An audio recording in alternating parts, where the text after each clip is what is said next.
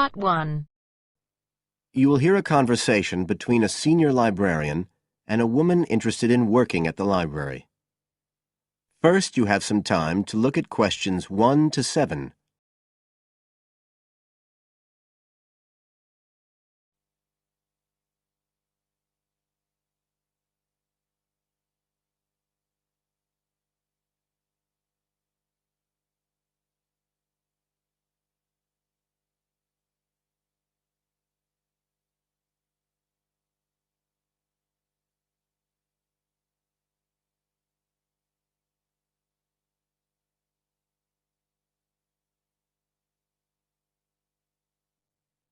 Listen carefully and answer questions 1 to 7. I'm interested in doing some work for the library. Are you the person to speak to? Yes. Right. Well, what sort of work are you interested in? Well, I've just come to live here in Australia.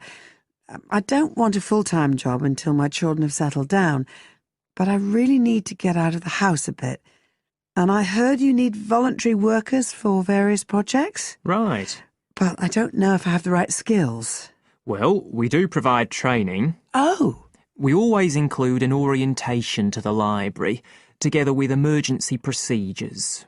That's fire regulations, emergency exits, first aid so you can cope with accidents or sudden illness. Things like that which are necessary for anyone who's working with the public. Then we give specialist training for particular projects, like using our database system. I do have quite good computer skills, in fact. Oh, great. Is there any sort of dress requirement? Well, all staff have to wear a name badge, so they can be identified if they go outside the staff-only areas. But apart from that, there aren't many regulations. We ask you to sign in and sign out for insurance purposes, but that's all. How about transport? Do you live locally? Well, not too far away. I'm at Porpoise Beach. My husband needs a car during the day, but it's only about 20 minutes on the bus.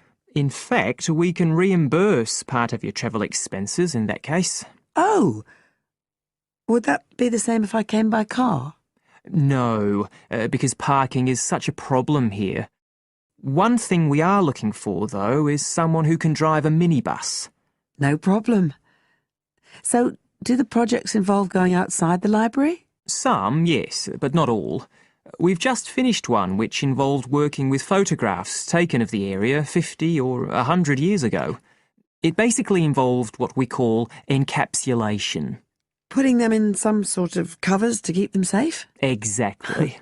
It's time-consuming work, and we were very grateful to have help with it.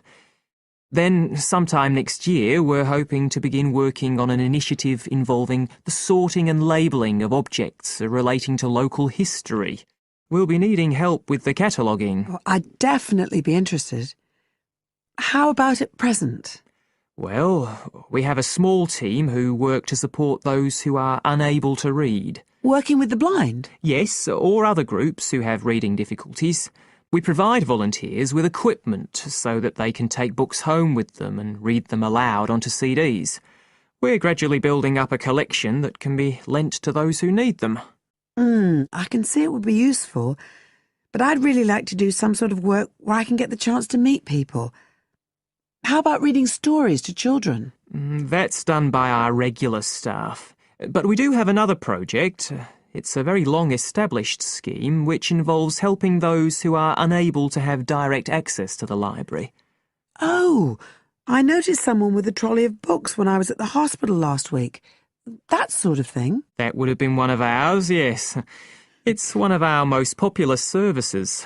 Lots of people who wouldn't dream of going to the library normally when they're at home borrow a book when the trolley comes round the ward. I can imagine. Yes, I'd definitely be interested in that. Right, so how do I enrol?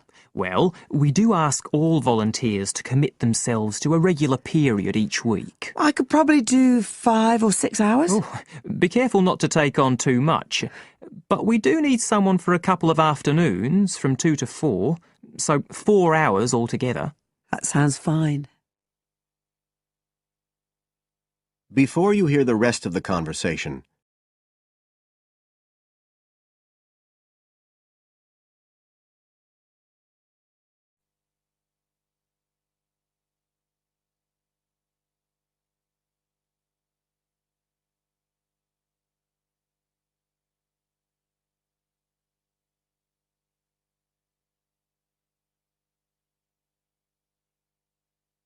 Now listen and answer questions 8 to 10. Right, so here's the application form. It asks the usual questions, name and address and telephone number. You also need to fill in details of who we should get in touch with in case of any accident or problem like that. We do need to have that filled in. And there's a space for date of birth, but that's only if you're over 75, so we won't worry about that. No. Oh, it asks for qualifications. Do I need to provide certificates? They're not necessary. We'll need the names of 2 referees, not relatives or family members, obviously. What else? Signature of parent or guardian.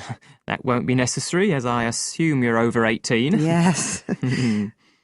What's this? It says civil conviction check. That's a document we have to provide by law for those working on projects involving children, so we won't need it in your case. But you will need to sign this separate document. That's a copy of commitment. It's basically an agreement to work according to the library guidelines. So, if you'd like to fill this all in, you can do it here or take it home, whichever you prefer. I'll take it home if that's okay. Right, well, thank you for your time. That is the end of part 1. You now have half a minute to check your answers.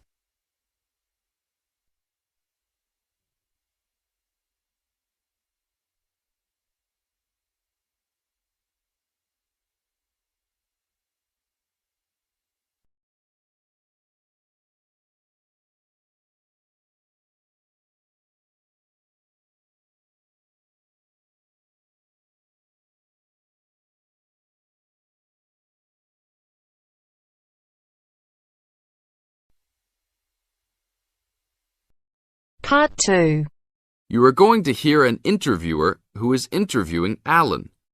He made a great discovery of Mungo National Park. First look at questions 11 to 15.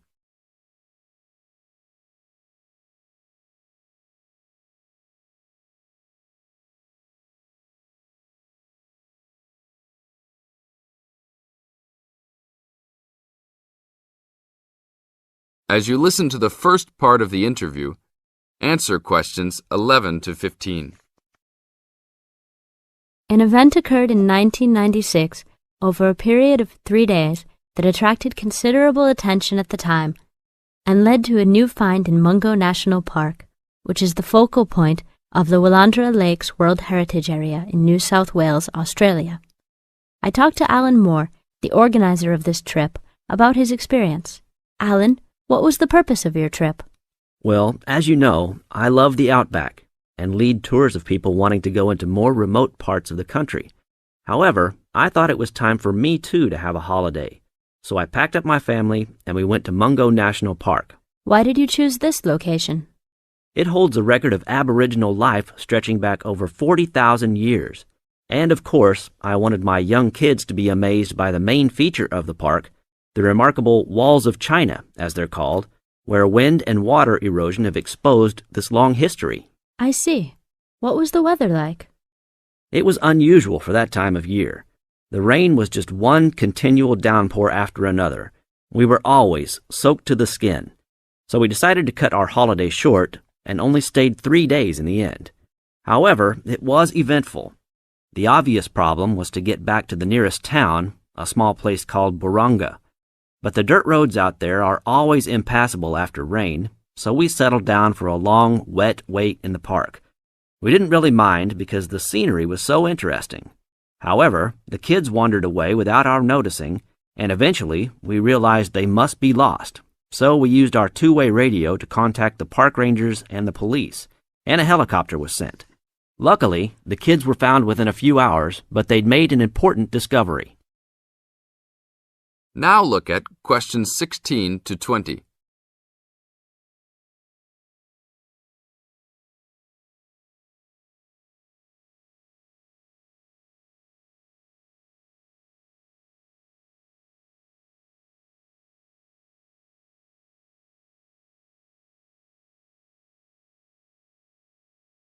As the talk continues, Answer questions 16 to 20. So the trip was also eventful for another reason, wasn't it? Yes, yes. They led us to some ancient Aboriginal art. The kids had taken shelter in a very small, low cave that was difficult to see from the outside. We were lucky to have another family camping in our location. When they heard us calling the kids, they immediately helped us search for them, and as the hours went by, they also provided us with much-needed support and encouragement. We really appreciated their help, and as we were already soaked through after looking for the kids for a couple of hours, they even made sure we had enough dry clothes to wear. The park ranger managed to get through to us to lead the search, and when the helicopter pilot notified us by two-way radio that he'd seen the children but was unable to land nearby, we were able to eventually find them very excited about what was in their little cave.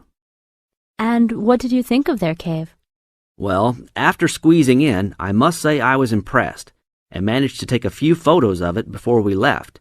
There were many faint markings and dots on the wall. It was difficult to tell what they represented because they were so small, but people from the museum who have since visited there said the markings were similar to some other findings in the area, and later confirmed they were very old. Although it's now a protected site, the children like to call it their cave, and are allowed to visit it when a ranger can go with them. Thank you, Alan. If you go to Mungo National Park, you can see the entrance to the cave and some of Alan's photos at the ranger's station. Alan continues to lead tour groups in the outback, and if you want further information...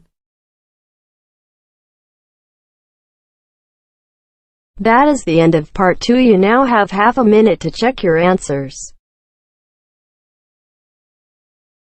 You now have half a minute to check your answers.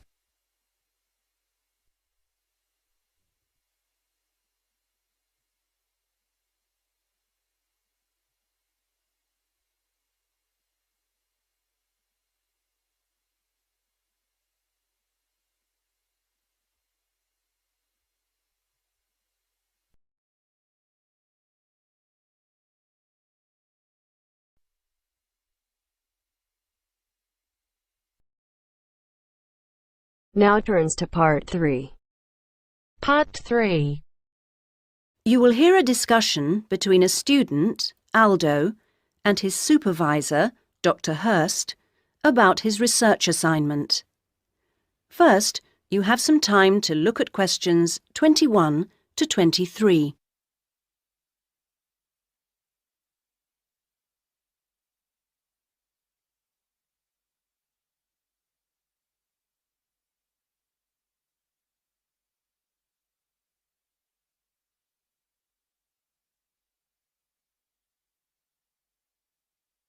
Now listen to the first part of the conversation and answer questions 21 to 23.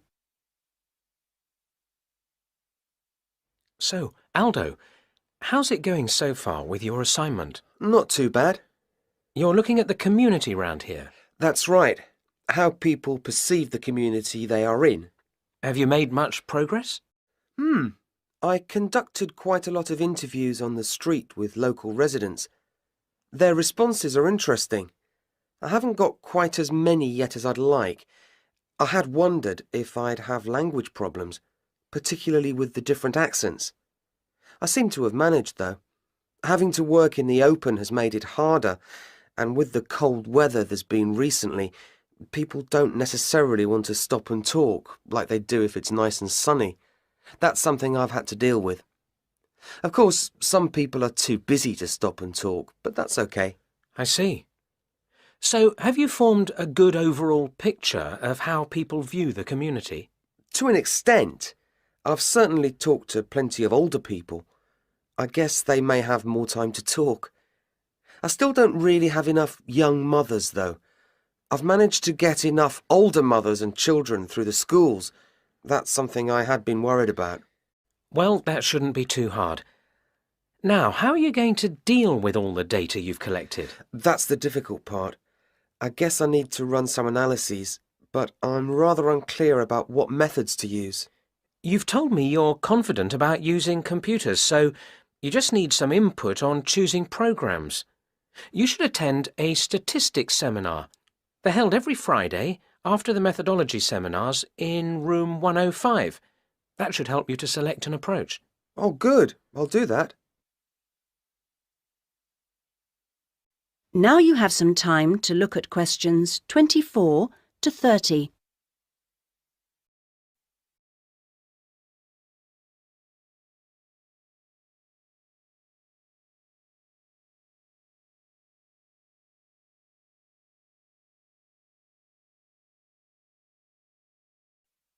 Now you have some time to look at questions 24 to 30. Meanwhile, let's hear something about what you've learned. Yes, I talked to a number of residents. Good. I imagine they didn't always have the same opinions. Views were certainly quite mixed. Take sports facilities. In general, people seemed to think they weren't very good. There's no swimming pool in the area, for example. But at the same time, there's a new football training area. It looks very smart to me, but it doesn't seem to get used very much. People seem to prefer sitting around in the parks. They enjoy that, taking picnics and so on. Although they want the council to be more efficient at cleaning, there's a lot of litter. People are obviously very concerned about their children's learning. The general view seems to be that early schooling at primary level is of a good standard in the area, but that this standard declines as children move up through the system. The colleges were criticised in particular. OK, now are you going to collect any more data? Some, I hope. There's a local festival next week, and I think the events there will give me some useful opportunities. I talked to a council officer about it all. Good. What does it involve? First, there's a dance show, which I'm sure I'll enjoy. The council explained that the concert hall's being renovated and won't be ready in time, so it's being held in the main square, which I think will be better anyway. At least I'll have more space to wander round in. True. And so I hope to be able to carefully watch the age groups that are there in the audience and make notes about how they interact. So that's one event. Then the following day there's another interesting event which I look forward to going along to, and that's a cookery competition. Oh yes, interesting. I think so. Yes, that one's being organised in the town hall, which has a big space apparently. With food and cooking from all the different people in the area, the council officer told me that it'll be a good chance to find out about the different cultures that make up the community. Sounds promising. Then there's one more event I'd like to go along to. The council officer promised me that the courses fair will be interesting. It's going to be in the Langtree Theatre, and the officer said lots of teachers will be there. I've already talked to plenty of them, but he advised me to put some questions to the head of education, who will also be there. That's all very useful. OK, I suggest you come back next week. That is the end of part 3. You now have half a minute to check your answers.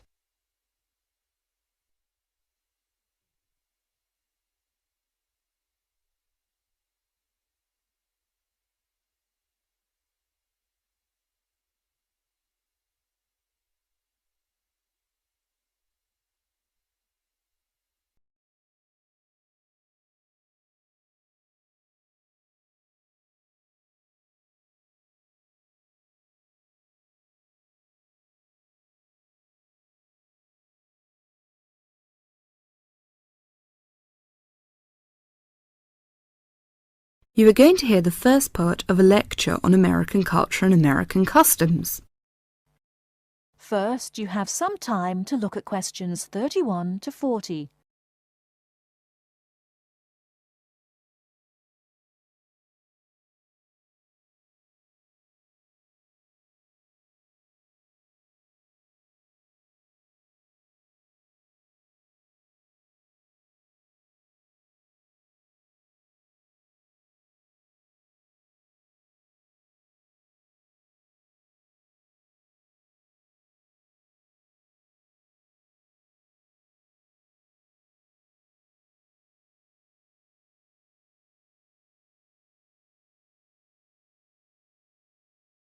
Now listen carefully and answer questions 31 to 40.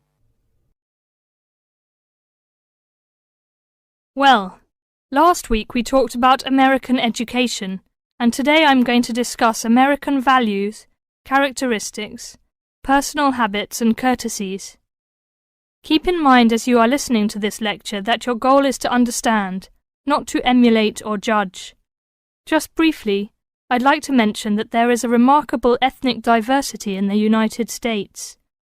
The population of the USA is about 260 million. 73% of the American population is white, 12% is African American, 8% Hispanic, 3% Asian or Pacific Islanders, and less than 1% American Indian or Eskimo.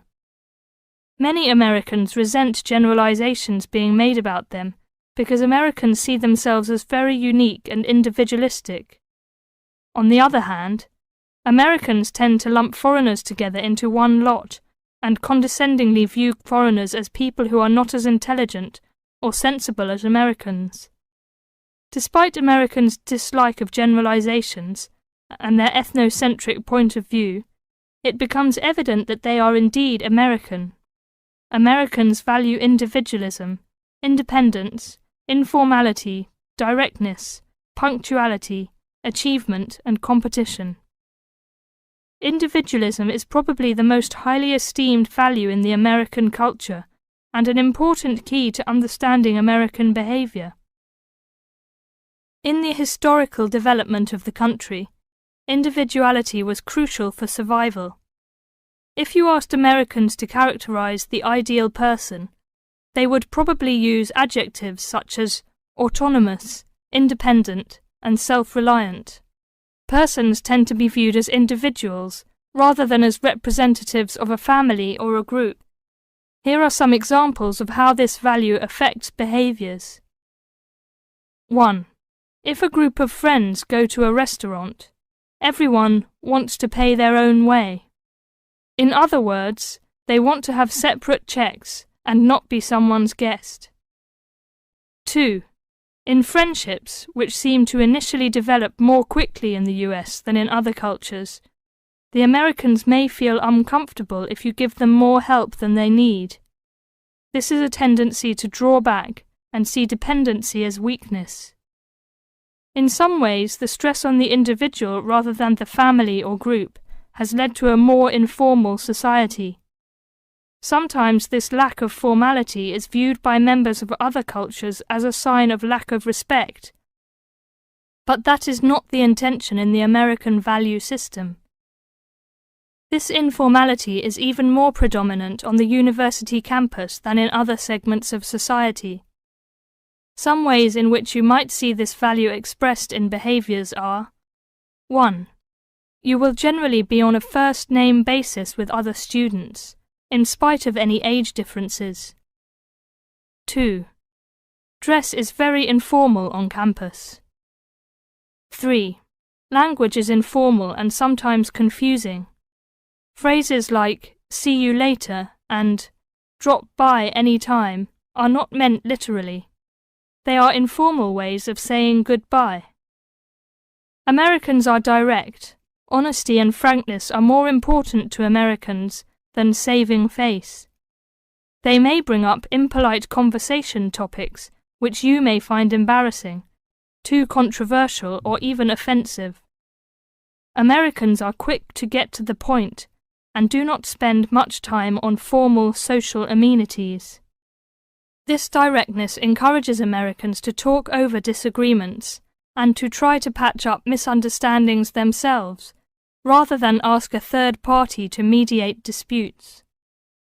It is particularly interesting to see what behaviors have culturally become associated with straightforwardness.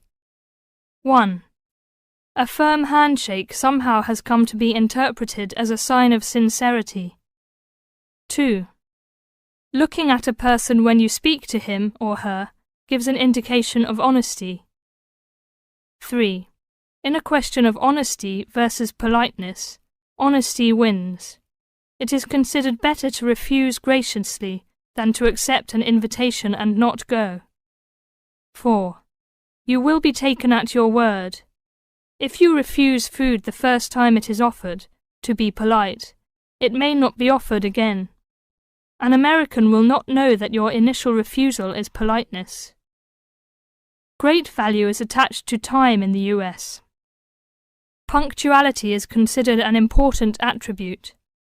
As with all values, there are different rules of acceptability in different cultures. In the US, you should be present for school or business appointments at the exact time agreed upon. In social appointments, you can arrive 10 to 15 minutes after the agreed upon time without giving offence. If you are invited somewhere for dinner and are more than 15 minutes late, you will need to offer an apology and an explanation. A phone call explaining you have been detained and will be late will save face for you and patience for the other person. Americans also value achievement and competition. The American style of friendly joking or banter, of getting the last word in, and the quick and witty reply are subtle forms of competition. Although such behavior is natural to Americans, you may find it overbearing or disagreeable. Americans are obsessed with records of achievement in sports, and sports awards are often displayed in their homes. Also, sometimes books and movies are judged not so much on quality, but on how many copies are sold, or on how many dollars of profit are realized. That is the end of part 4. You now have half a minute to check your answers.